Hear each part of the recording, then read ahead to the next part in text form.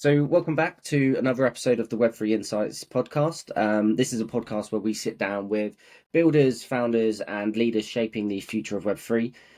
Today's episode is a really interesting one because we're diving into a sector that everyone understands and interacts with, and that's travel. But we're going to be looking at it through a completely new lens.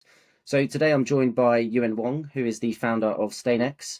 Staynex is a platform that's rethinking how we experience hospitality using blockchain technology, from tokenized travel experiences to unlocking new forms of ownership and loyalty. Staynex is bringing real world utility into Web3 in a way that could genuinely reshape the industry. As always on this podcast, we'll explore Yuen's journey, the vision behind Staynex as well, and what this means to the broader adoption of Web3. So let's get into it. Yuen, thank you firstly so much for coming on. Yep, thanks for having me. Yeah. Hi to everyone. Yep. No, absolutely. Yuen, so to kick things off, can you give us a bit of a background on yourself and what led you to founding Staynex? Yeah, we started this concept like 4 years back, as in the name, Stay Next. It actually means stay and experience, right? What have you? Stay and explore, stay and exhale, stay and excite. Yeah. So quite a few things here. We built a platform for the members to enjoy hotel access, without the commission, right? Because we know that in general, hotels charges, the OTA charges the hotels about 20 to 25% on commission, right? Otherwise, they won't get the traffic and all this. Yeah. So we believe in commissionless hotel stays. But of course, we need to charge the membership subscription, right, for the users. But we want to not only give them the commissionless hotel bookings, on top, we add the social elements and also the different passes, like the travel passes. That means special events, like even like the World Cup or whatsoever, or Meet the Star, like the one we organized with Patrice Evra in Hong Kong, right? So travel event passes Yeah. and hotel day passes. People who don't need to stay overnight at the hotels but want to enjoy the facilities and benefits, right? Yeah, and we also have the timeshare passes. We can go more into that. So blockchain will help to take away all the negativity on this, right? Because timeshare used to be has a more negative connotation. Yeah, and now of course we have the Mhm. digital nomad passes for the specific class of interest. Yeah. Amazing. What specifically was the problem that you was trying to solve? What makes Staynex sort of stand out in comparison to competitors in the traditional sort of Web2 travel industry? Yep. So obviously, we want to be the future of social travel that is powered by AI, Web3, and membership. Um, Mhm. so like what I said, the first thing we give the members commissionless hotel bookings. So on average, we can be perceived as we can offer 15% cheaper than the major OTA because we don't charge the commission, right? But of course, we bring other elements into this platform to make it more attractive. We got the AI as the travel concierge. So luckily, we got the approval from the Manchester United legend, right, Patrice Evra, to be our digital or rather AI wingman that provide advice, travel advices, itinerary planning, blah blah blah. Using his voice and also image rights. Yeah. So I think this is the first, celebrity endorsed AI concierge. And of course, the Web3. We believe that in the future, Web3 and AI will go hand in hand, right? Because one day Yeah. the AI can execute your not only your planning, also the booking on behalf, right? You just need to tell it it's more expensive, or I need it to be uh maybe this time I don't want to travel business class. I want to go economy class, right? For whatsoever Mhm. reason, right? And then the AI would adjust for me. Yep. And then I just need to click yes, it will settle, ideally using your token payments and all this so that you're in control of everything. Yeah. I mean, travel is it's funny because travel isn't the first industry that, a lot of people think of when it comes to blockchain. Was there any particular reason that made you focus on this particular space? I mean, where did you sort of see this opportunity in the first place? Yeah, so for us, we always think, right? How can we use Web3 and especially Web3 plus AI, such a strong combination of weapons, right? To better the market, right? Better the industry. Yeah. So we look at everything. A lot of crypto use or crypto projects, they are typically, more of we only see successful cases in the finance side, right? Typically, like the crypto exchanges, the staking, the swapping and all this. But a pure play on crypto is harder to find, right? So we do believe that, we look at all the industry, what are the pain points, right? On one hand, we look at the travel industry, all the hotels are having a pain point because, all their revenue sources are being controlled by the OTA, right? And the other side, we see people paying high commissions, right? Yep, and all this. And we also look at the Netflix model, right? Now people are used to the subscription model, and that's why I came up with Staynex because we believe that the AI plus Web3 plus the membership play gives it a very strong combination, and we do believe that a Web 2.5, that means somewhere between Web 2 and Web 3, is the right entry point to bring on the changes to the more traditional industry. Because if you go too advanced, people might not be able to accept that much, right from the start. Because even now, the wallets are hard to use, right? For everyday people, it's hard to tell them that how to use a wallet and booking on chain and all this, how to cross chain, right? So we think that we need to take one step at a time. Yeah. So we not only want the users to be able to use token as payments, right? We want more things to call ourselves a true, a Web 2.5 or Web 3 company, right? So not only that, we think that blockchain can change some of the passes, the digital passes, to bring full transparency, accountability, transferability on the passes. For example, right, we talk about timeshare. Timeshare in the past is typically, people use this concept as scams and all this, right? Because when you use the pass, when you buy a timeshare membership, typically it's hard to use. Yeah.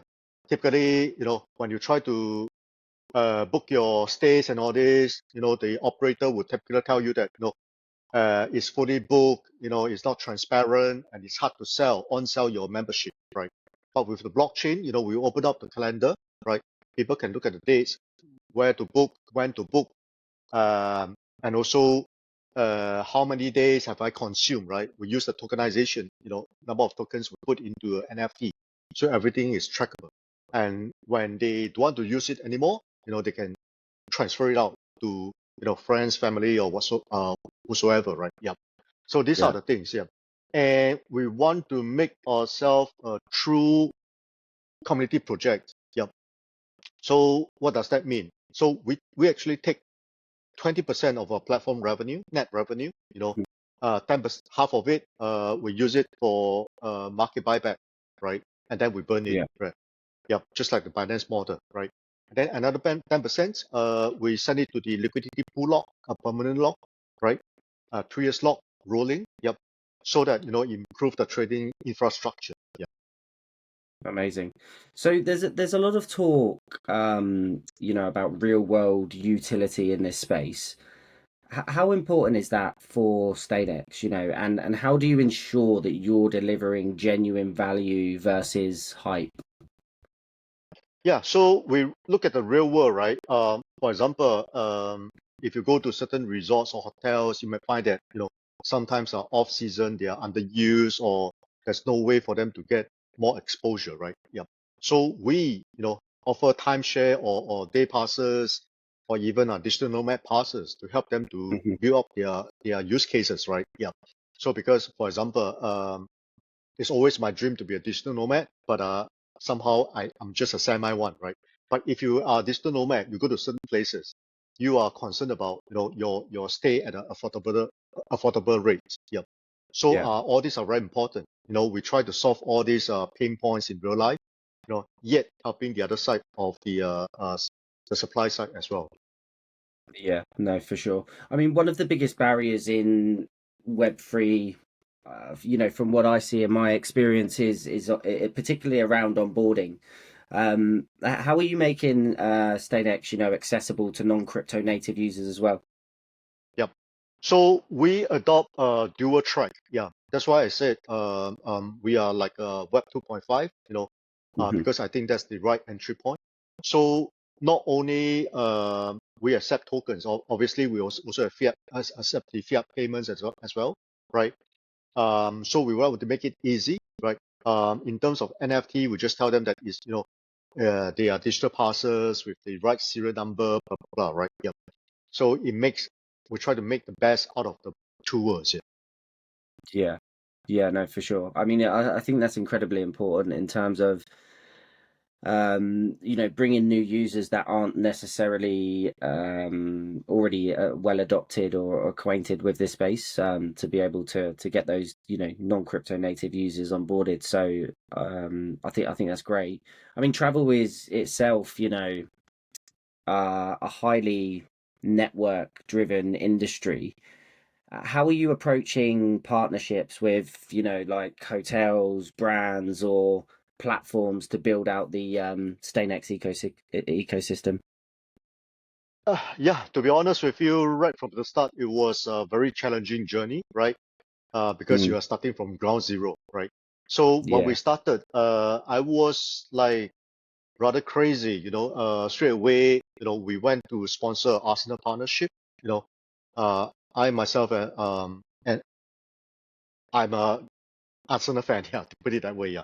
So with that, it helps to open up doors and talk to other major players, right? Major partners. Hmm. So right now we do have like official partnership with Huawei, Tencent, um, and quite a few others, right? And also the big resorts player like Anatara, and we have the airport lounge premium passes like the Dragon Pass, right? Yep. Nice. So, but it does help that we are in Mm, a new industry, right? Because everybody can see, Web3 and AI is happening, right? So it does help that we are trying to do something different, and yeah, the big guys are willing to listen, right? Yeah, because I'll be honest, like if you look at other OTA, there's hardly any big disruption or innovations, right? Yeah. So why yeah, not us? Yeah.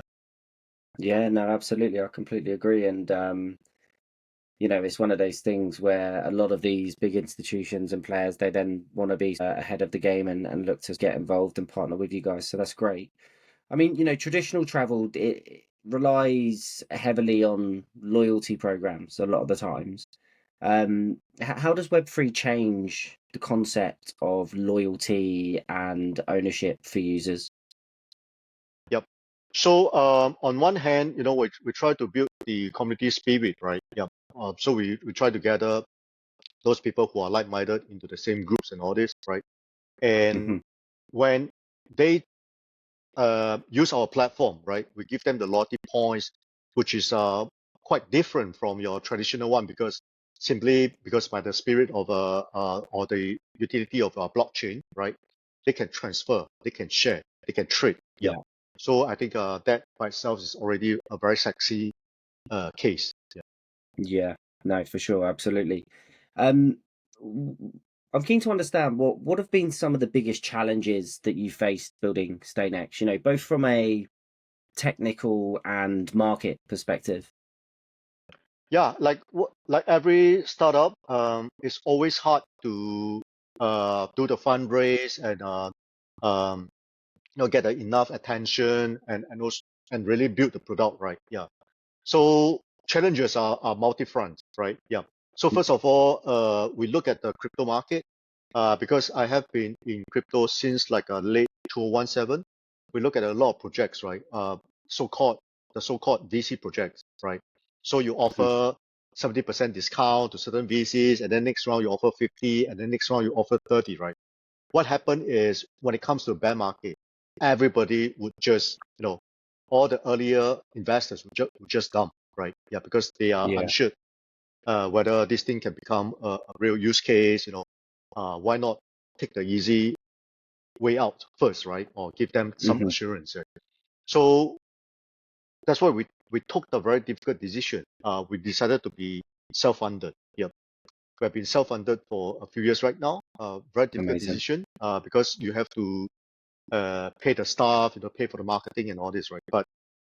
Uh, but we really believe in a true fair launch model, right? So we only have one round of our community round, and that's it. And then we go straight for the exchange listing, which is happening soon on the 23rd of April. Yeah. So, Amazing. yeah. So on the other hand, marketing is obviously not easy, right? How to Sure. tell your narrative to a lot of people and get them interested, right? Yeah, it's a long journey, and that's why. But we don't believe in just airdropping of tokens to attract just to get the numbers, right? Yeah, and that's why sometimes you Yeah. see some projects, they might have few 100,000 followers on X and all this, but when it goes onto the market, it could still mean nothing. Yeah. So that's Yeah. why we decided to, really use the time to tell, our journey, traction, and of course, we rely a lot on partnership marketing, right? All the big Yeah. boys and all this help. Yeah. And Yeah. we're lucky to have Patrice Evra as our ambassador, right? And he helps Yeah. to talk about the project as well and all this. Of course, the last Yeah. part, which is the hardest part, is the building of the products, right? Yeah, because Yeah. actually a hotel platform is very, very difficult to build. Yeah. Mm. Uh, the API, talking to different hotel groups and all this is just crazy. And that's why, some large OTAs has been around for more than 20 years and they are still doing very, very well, right? Yeah. In Yeah. terms of No, absolutely. income and all this, market cap. Yeah. No, that's amazing. Well, obviously, it's been a great journey so far, and it seems like you guys are doing really well. And to have someone like you say, like Patrice Ever on board as well. I mean, I'm a United fan, so um, hearing that, I was like, amazing, love Patrice. Yeah. um, Cool. But when you're dealing with real world assets and experiences, regulation becomes incredibly important. How are you navigating that side of the business? Oh yeah, it's because back in the days, a lot of crypto projects they launched using BVI, Seychelles, and all this, right? Yeah, but we went the tougher choice. Me being a Singaporean, we use a Singapore company to do the token issuance, and that's why we have to be super careful dealing with the compliance here. Yeah, So we got a Singapore company, legal company, to go through our business deck, the token deck, and make sure that we are in compliance with everything.